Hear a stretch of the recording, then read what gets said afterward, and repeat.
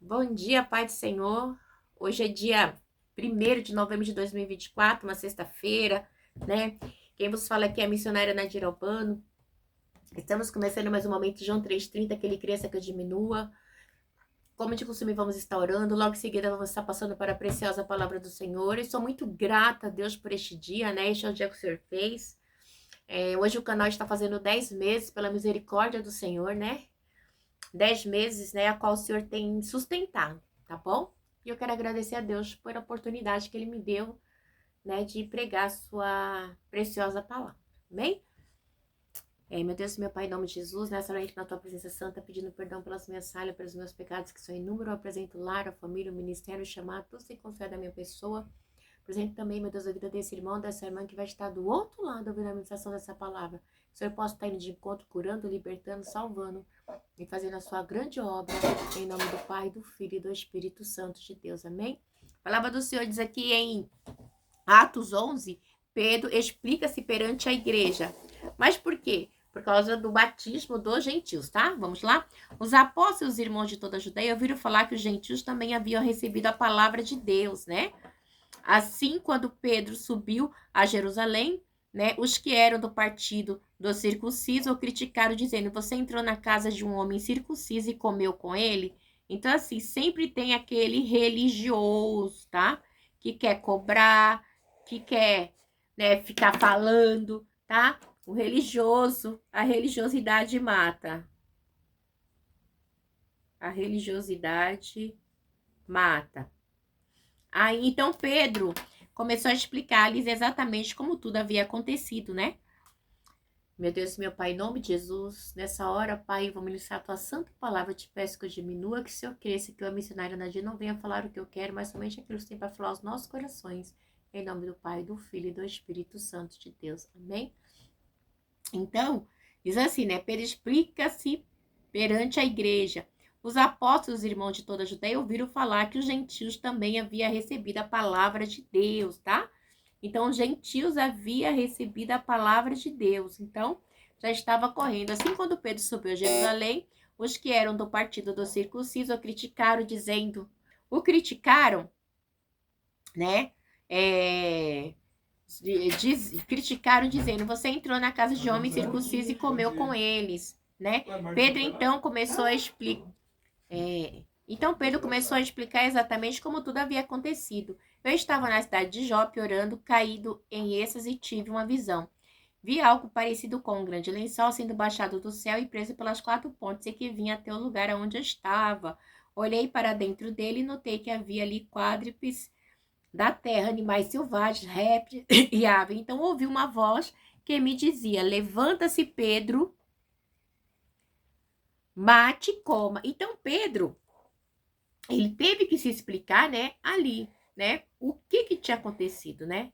Porque começou um burburinho, começou uma confusão. Como assim, né? Os apóstolos irmãos de toda a Judéia ouviram falar que os gentios também haviam sido, né, batizado, que tinha recebido a palavra de Deus. Então eles ainda achavam que só eles tinham direito, né? Porque eles andaram com Jesus, porque teve o Pentecoste ali no em Atos 2. Então, toda uma situação. Eles viram a subida de Jesus em Atos 1. E assim, quando Pedro subiu a Jerusalém, os que eram do partido do circunciso criticaram. Igreja, sempre tem aqueles que criticam. Sempre tem aqueles para perseguir. Ou seja, sempre há divisão. Aqui deixa bem claro que sempre tem uma divisão dentro da igreja, tá? Que sempre tem, porque são feitos de pessoas, de homens, e homens são imperfeitos. Mas sempre tem aquele que querem criticar, que querem questionar as coisas do Senhor. E as coisas de Deus não é, o reino de Deus não é dessa terra, o reino do Senhor é para aqueles que crê, tá? O reino de Deus é para aqueles que querem, Ramanda Suda Comaná, e servir a Deus de verdade. Então a gente vê que a religiosidade, ela acaba entrando e ela mata. A religiosidade, ela mata muitas pessoas, tá? Aí eu que louvo melhor, eu que prego, eu que faço isso, eu que faço aquilo, blá, blá, blá, blá, blá.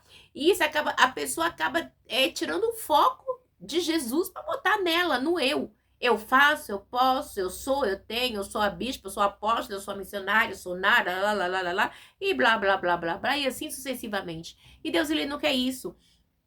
Ele quer que a gente entenda que ele procura pessoas tementes a ele, tá? Pessoas que o buscam, pessoas que oram, pessoas que matam o seu eu, pessoas que ajuda o próximo. A gente lembra aqui de Cornélio, né? Pessoas temente a Deus, né? Então, e eles vêm questionar os religiosos o porquê disso. Então, Pedro começou a explicar o que tinha acontecido, né? Do lençol que abaixou, dos animais. E mesmo assim, eles ainda estavam assim, como eu posso dizer, resistente, né? Porque eles não, por quê? Além de ser uma questão, né,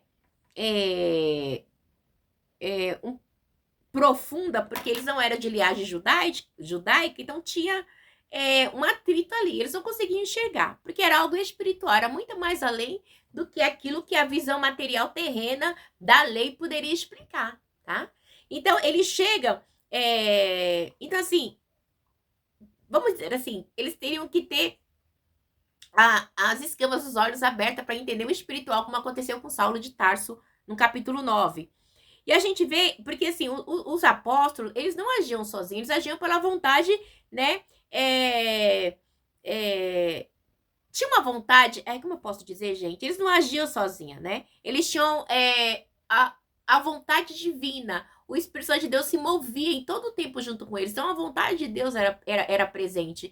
E a vontade de Deus, ela tinha que ser feita. A gente vê que anjos aparecem, né, para Cornélio. A gente vê que Deus, ele fala com Pedro, né, mostra ali os lençóis, então não torna impuro aquilo que eu já purifiquei. Então, ao mover da Trindade trabalhando junto, Deus Pai, Deus Filho, Deus Espírito Santo, Deus mostrando que Deus, ele é Deus dos judeus, ele é Deus dos gentios e ele é Deus dos samaritanos também, que ele não faz diferença, né? A gente começa a ver um trabalhar de Deus aqui. E quando Pedro, ele fica ali na casa de Cornélio, ali dos gentios, por 3 dias, a gente lembra de Jesus também com a mulher de Samaria. Quando o evangelho foi pregado em Samaria, os samaritanos pediram para que Jesus ficasse com eles 3 dias, e ele ficou, mostrando ali que a lei, né, não impedia de trazer, né, a sua palavra para aqueles que o queriam receber, tá?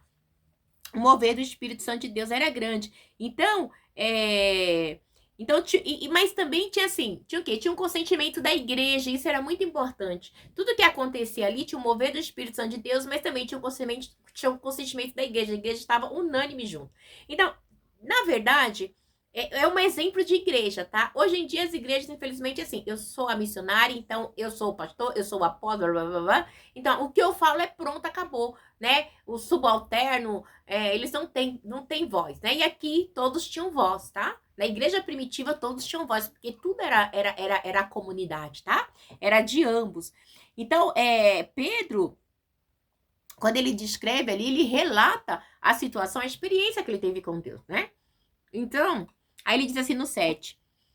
Então ouvi uma voz que me dizia: levante-se, Pedro, mata e come. Eu respondi: de modo nenhum, Senhor, nunca entrou em minha boca algo impuro ou imundo, né? Então Deus manda e ele fala, né? Não. Então a gente vê que a voz falou do céu, segunda vez: não chame impuro o que Deus purificou. E Pedro, não chame impuro o que Deus já purificou. Isso aconteceu 3 vezes, então tudo foi recolhido ao céu. Deus mostrando: Pedro, não é só os judeus. Tem os gentios, tem os samaritanos, tem os romanos, tem o ide é para todo mundo, para a terra, para os 4 cantos da terra. Na mesma hora chegaram à casa que estavam hospedados 3 homens que me havia sido enviado de Cesareia. E o Espírito me disse que não hesitasse. Quem pediu? O próprio Espírito Santo de Deus. Dizendo a ele: vá, né? E o Espírito disse-me: não hesitasse com ele. Estes 6 homens também foram comigo e entramos na casa de certo homem. Ele já estava na casa de Simão Curtidor, né? Por quê? Porque Simão Curtidor mexia com animais mortos, não podia, né? Então ele já estava trabalhando, Deus já estava trabalhando com ele. Então ali a presença do lençol e dos animais só foi para mostrar: Pedro, acabou. A ideia é outra agora, Pedro. É ir de pregar o evangelho a toda criatura, não é só para os judeus, é para todo mundo na terra, no mundo inteiro, até os 4 cantos do confim da terra, né? Então, houve uma ordem, né, do Senhor. Então, esses homens circuncisos eram os cristãos judeus, e incircuncisos eram os gentios, né? Eram os homens que não eram, né? Que não observavam a lei, tá? Então, a lei, os alimentos puros e impuros. Então, eram os incircuncisos, tá bom? Era o regulamento judaico, então, assim, era deles, era dos judeus, tá bom? Então, os gentios não seguiam essa lei, tá? De alimentos, então, eles eram incircuncisos. Ai, Jesus, né? E aí... Diz assim no texto: ele nos contou como o anjo lhe tinha aparecido em sua casa e disseram: mande buscar em Jope Simão chamado Pedro, e lhe trará uma mensagem por meio da qual serão salvos você e toda a sua casa, né? Então, quando Pedro vai, Pedro ele só não salva Cornélio, ele salva toda a sua casa, toda a sua família aceita Jesus. Isso é muito lindo, igreja, mostrando que Deus é para todos. E quando comecei a falar, o Espírito Santo desceu sobre eles como sobre nós no princípio. Então, assim, gente, eu não tenho o que fazer, né? Deus veio mostrar que ele é Deus de todos. Então o Espírito Santo de Deus desceu ali sobre todos. Então me lembrei do que o Senhor tinha dito. João batizou com água, mas vocês serão batizados com o Espírito Santo de Deus, né? Então eu me lembrei, tá? Então é isso. Se pois Deus lhe deu o mesmo dom que nos tinha dado, quando cremos no Senhor Jesus Cristo, quem era eu para pensar em opor-me a Deus? Quem? Então você tem que saber o seu lugar. Quem sou eu? Quem é você para se opor a Deus? Quem se opor ao Jesus Cristo? Quem? Né? Somos simplesmente, né, servos. Estamos para servir. Servos para servir. Nós estamos a serviço do rei, tá bom? Ouvindo isso, não apresentaram mais objeções e louvaram a Deus, dizendo: então Deus concedeu arrependimento para a vida, até mesmo aos gentios, né? Esse nosso Deus não faz acepção de pessoas. Deus não faz acepção de pessoas, tá? Eu e você fazemos. Eu e você separamos por classe, por cor, por raça, mas Deus não, porque todos nós somos criaturas de Deus, passamos a ser filhos de Deus quando nós aceitamos ao Senhor, quando nós aceitamos que nós não podemos mais levar a vida que nós levávamos, quando nós entendemos que nós somos nova criatura em Cristo, que a gente não pode fazer aquilo que não está na moral de Deus, porque nós servimos um Deus moral e nós temos que ter uma moral, e a nossa moral, a nossa consciência passa, né, a nos condenar pelo Espírito de Deus que é em mim e você, que o que fazemos é errado. E se você não tem essa consciência, é porque você não nasceu de novo, você não teve um encontro com Deus. É impossível você nascer de novo, você ter um encontro com Deus e continuar mentindo, continuar roubando, continuar perseguindo, caluniando, defamando, fazendo coisas que não agradam a Deus. Nós somos seres falhos, tem dia que a gente não tá bem, tem dia que a gente tá chateado, é normal, é do ser humano. Mas você ser uma pessoa mesquinha, mentirosa, perseguidora, ladrona, sabe? Pessoa pilantra, mau caráter, isso já não condiz, né, com a nova criatura que nós devemos ser no Senhor, tá? Então, mostrando ali que a porta estava aberta para os gentios e para todos que crescem no Senhor Jesus. Então, o arrependimento, ele é para a vida, tá? E é o que? É uma mudança de atitude, né, que nos volta contra o pecado e nos leva para perto de Deus, tá bom? Trazendo o que para mim e para você? A vida eterna, mas é só para quem quer. E diz assim que a igreja, agora no 19, a igreja em Antioquia, os que tinham sido dispersos por causa da perseguição desencadeada com a morte de Estevão, chegaram até a Fenícia, Chipre e Antioquia e anunciando a mensagem apenas aos judeus. Alguns deles, todavia, cipriotas e sirineus, foram a Antioquia e começaram a falar também aos gregos, contando-lhe as boas novas a respeito do Senhor Jesus. Então a igreja ela foi dispersa, tá? Foi necessário a igreja ser dispersa, né? Para que se quebrasse paradigma que Jesus veio só para eles. Não, Jesus ele veio para todos. O id que o Senhor deixou, id, e pregar o evangelho a toda criatura, tinha que acontecer. Eles estavam acomodados. Então, foi necessário, né, que acontecesse essa perseguição. Eu creio que foi com a aprovação do Senhor, né, para que a obra do Senhor, para que a mão do Senhor, né, que estava com eles fosse manifestada cada vez mais. E diz assim: e a mão do Senhor estava com ele, muitos creram e se converteram ao Senhor. Então a mão do Senhor, a mão de Deus estava sobre quem? Né? Sobre os irmãos que pregavam o evangelho. A notícia desse fato chegaram aos ouvidos da igreja de Jerusalém, e eles ouviram Barnabé, Antíoco, e este ali chegando e vendo a graça de Deus, ficou alegre e os animou, permaneceram fiéis ao Senhor de todo o coração. Então o segredo é permanecer fiel quando a gente ouve a palavra de Deus. Um cristão, ele não pode ficar oscilando. Hoje eu tô com a fé. Tem dia que a gente tá chateado? Tem. Tem dia que fala assim: ai, Senhor, eu não acredito que vai acontecer. Mas a gente tá firme. A gente sempre tá buscando no Senhor. Você não vai sair da presença de Deus. Você vai pra onde? Se a palavra do Senhor diz: para onde iremos nós? Se só o Senhor tem palavra de vida eterna. Né? Pra onde? Onde você vai voltar pra trás? Né? Vai voltar para o vômito? Não temos como. O negócio é prosseguir. Tá com dor? Tá com sofrimento, tá com perseguição, tá com calúnia. Meu Deus, eu não aguento mais, Senhor, mas por que disso? Mas continua com Cristo.